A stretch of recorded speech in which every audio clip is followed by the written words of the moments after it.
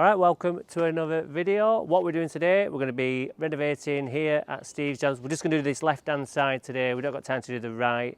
So this one today, we're going to scalp, scarify, seed, top dress and water, and then that'll be it for today. So let's crack on.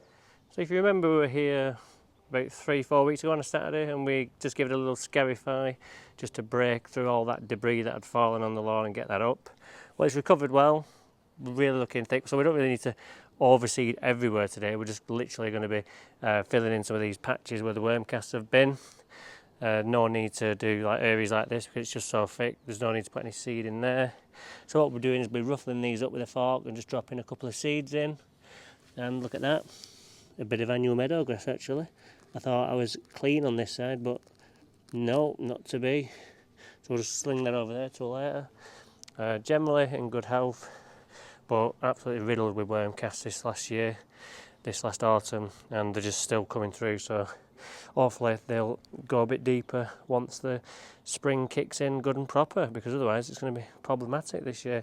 But yeah, let's get the cylinder out and we'll give it a scalp and then we'll get with some scarifying.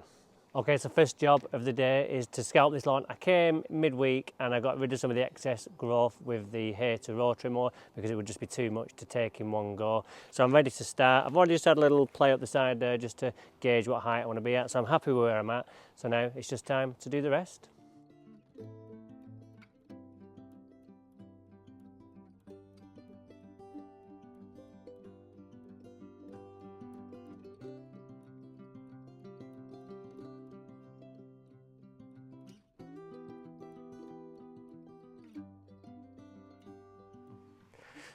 Okay, so just have a walk over and assess the damage.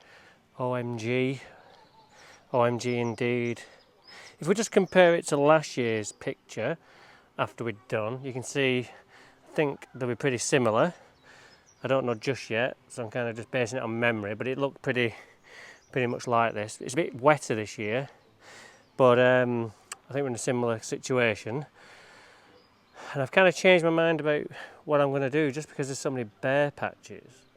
The worm damage has just become so visible now. Is that I think once I've scarified, I'm just going to overseed the whole area just to be on the safe side. There's going to be no issue with that. It'll just grow alongside, and then as the year goes on we can thin it out with the verticutting attachments and things like that. So it's not the end of the world. But you can see how wet it is up close. You know, normally I can't do that with the soil because it's just so hard this time of year, but very, very damp at this time of year this year. And this is in the shade as well, so it's not going to dry out as quick. And last year, the mantle cover, which is buried under there somewhere, had dried out already, whereas this year it's not. So let's get on with the scarifier, continue the messing it up, and then the sooner we get seeded and top dressed, the sooner we can kind of forget about this mess that I've created.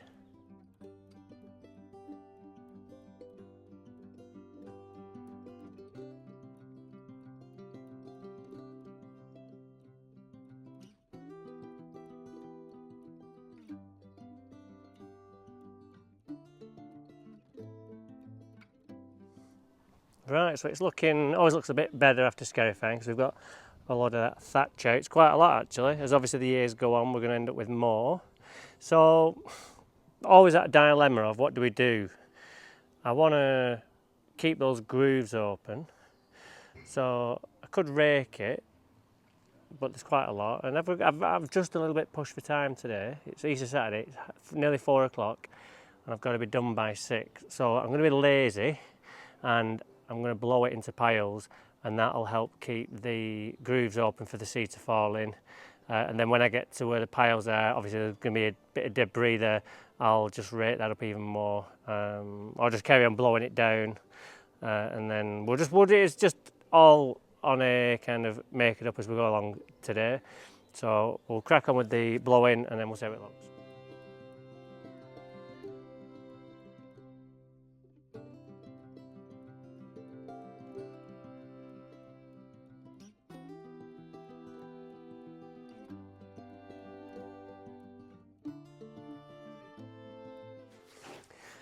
So just raking up this thatch that we've pulled out. that blowing is actually quite effective, because I've got a new blower because the other one was about 10 years old, and even that was second hand. So I've got myself a new one and blown all that down in no time at all. My old one probably wasn't as good as that in terms of like the power, so it's kind of revolutionised my day. But I do like just getting the bingo wings moving a little bit. We don't want to end up with those with the amount of biscuits I eat. So we'll just rake this up, and then because we're not mowing it, we've not closed any of these grooves up, so the seed will just fall in there really nice and snug. And then we'll cover it over with a nice blanket of field compost number 4. Remember, you've got that discount code DHLE10. Grab yourself 10% off that if you want to get some.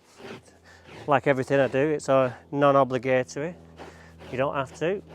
I just want to bring you the best advice and products. Been in the game a long time now, 26 years now. So, you know, I've learnt my trade, and I really do believe now I'm bringing you like the best. I've tried a lot of stuff over the years, and I've kind of honed in on this range, and I really believe that this is the best kind of results-based fertilisers and biostimulants that you as a domestic person can buy.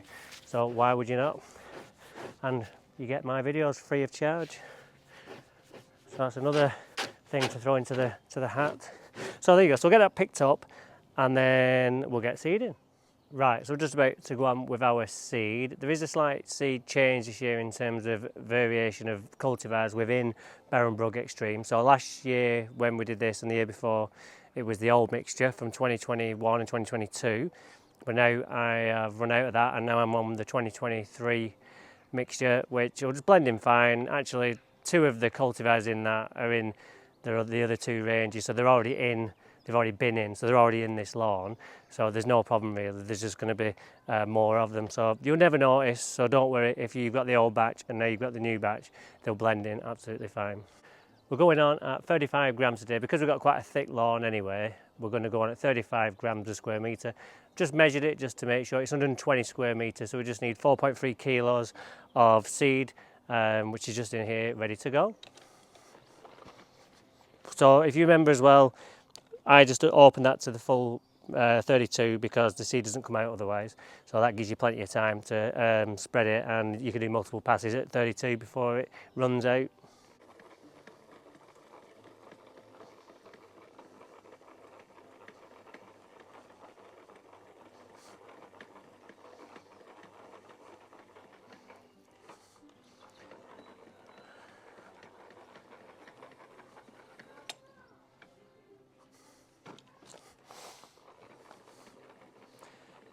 On your way back down, you can just see where the old seed landed, and you just kind of let it fall so it matches up. And when I say old, I just mean figure of speech, the seed I've just put down.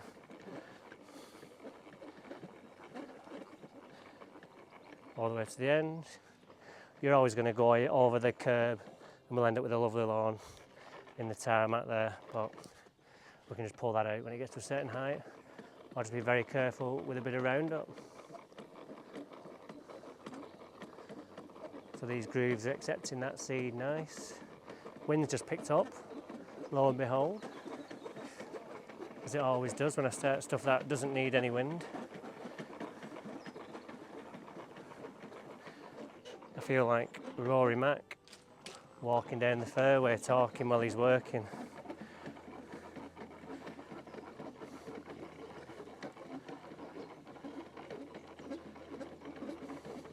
Not been a bit of wind all day, and it's absolutely just really blustery now, but I think we're going to get away with it. So what I've got is now in the bottom, if you have a look, I've not got enough to do another pass in terms of at that rate, so what I'll do is I'll just lower the rate of the handle, and we'll just let it drop out a bit slower and just do more passes.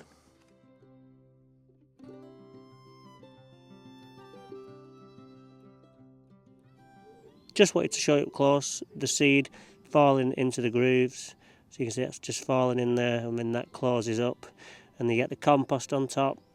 That'll be lovely and snug, and that'll come up lovely. And then and you can actually see when it comes through, you can see it growing in the actual lines of the groove that you created, some of it. So that's a nice feeling to have, because you know you've actually done something there that's actually helped. So we'll get on with some top dressing anyway. Okay, so here's my pallet of field compost, number 4. Nicely packed, nicely dry, you can see it there. They've actually sent me a couple of samples of the extra fine stuff, and some bark I think is in there as well, so we'll have a look at those, see what they're like, because they've got a few areas which need a bit of attention. Not here, but another job, and I'm always looking for nice bark, because the stuff you get from the high street these days is really compacted and vacuum packed, and then when you open it, it's full of mould and fungus and all other kinds of stuff, and doesn't smell very nice either, so it'd be nice to actually get some nice quality bark. Okay, so we're just going to stick our top dressing on. I know these videos might be getting a bit monotonous, but we're only halfway through them. Still got about 5 or 6 more jobs to do yet. I've a few days behind on this one, because I think last year we did it on the 6th of April. It's now the 8th, so we're 2 days behind. But the other side we did a few days later anyway, and then next doors we did a few months later. So we're on schedule for that. But we've got to do the circle job yet. We've got to do Britain's Best Lawn 2016 yet, and the one I call the Galactic Lawn, which is the one that just slopes up at the top. We've got to do that one. I think that's it. And I just have a few other little ones that I do, which are not worth filming, because they're not really anything to write home about.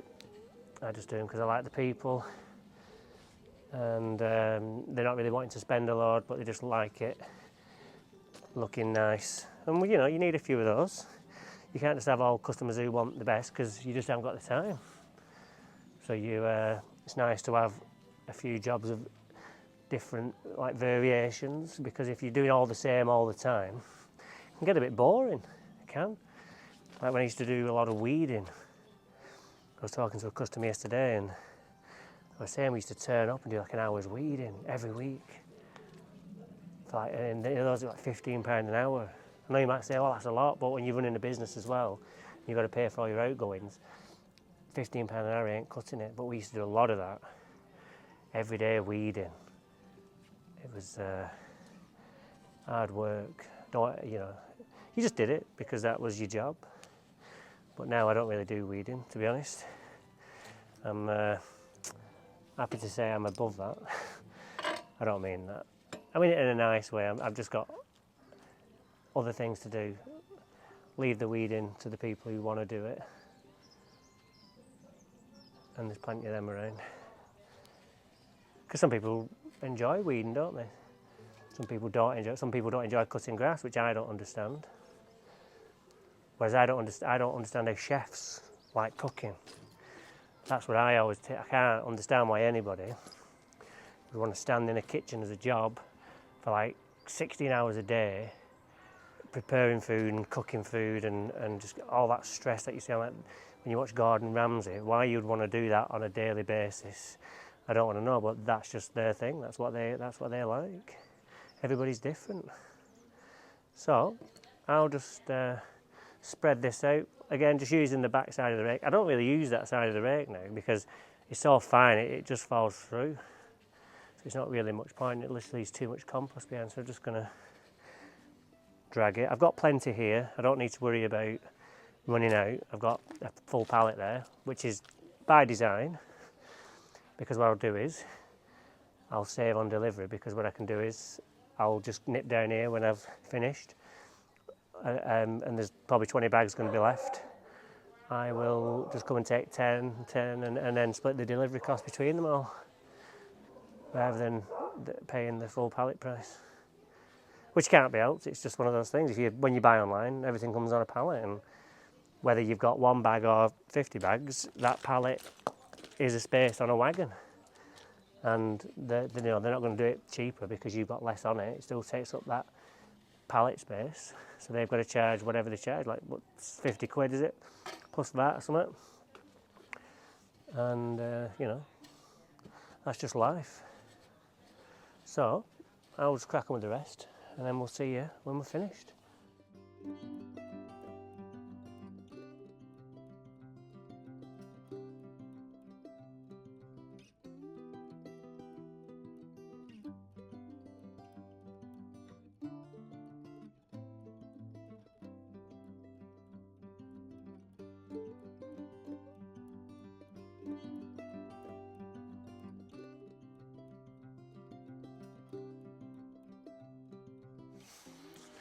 We've just spread the compost, and what I'm doing now is I'm just going over it with the rake, just breaking up that polished surface that you create when you screed this compost, because otherwise it can dry quite solid and the seed won't be able to get through. So I just like to break it up, and it just also gets rid of any lumps that we might have just left behind. So always walk in front of the rake and then you're not walking on what you've just raked. I know we'll have to, when I put the wetting agent on, but just every little helps. Don't know if we'll get that done today. I might have to come back tomorrow just and do that, just because I'm not sure I've got any in the van. So I'll crack on and we'll be done shortly.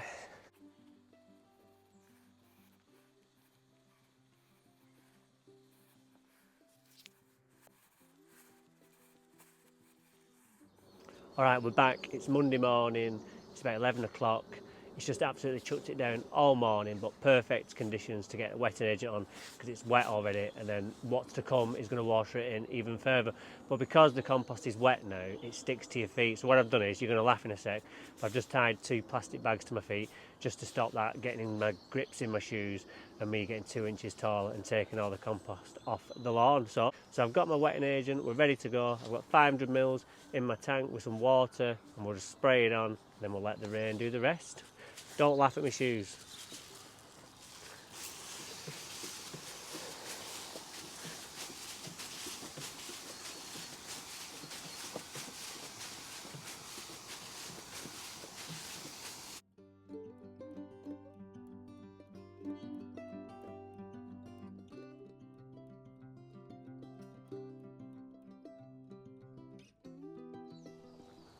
Just look at the bottom of my shoes, perfectly clean, as if I hadn't have put these bags on.